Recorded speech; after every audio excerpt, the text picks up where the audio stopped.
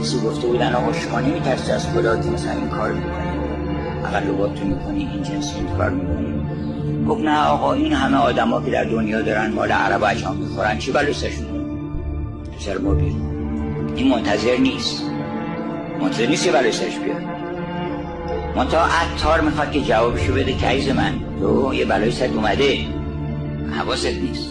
مثلا یه درختی رو از ریشه کنده بودن، در آوردن اصلا از ریشه، ولی درخت خب به این زودی که خوش نمیشه، سبز و خرم بود، شاخه‌هاش بود، بعدها همه سم اینا. بعد یه عارفی رد میشد گفت میدونی این درخت چرا همچنان سبز و خرمه؟ گفتن چرا؟ گفت برای که هنوز نفهمیده چی بلای سرش اومده. از ریشه کندن. آدمی که ظلم کرده، اون آدمی که از صراط مستقیم خارج شده، تجاوز حقوق دیگران کرده، دروغ گفته، این الان میگه من چه بلای سر اومده، نمیفهمه که چه بلای سرش اومده.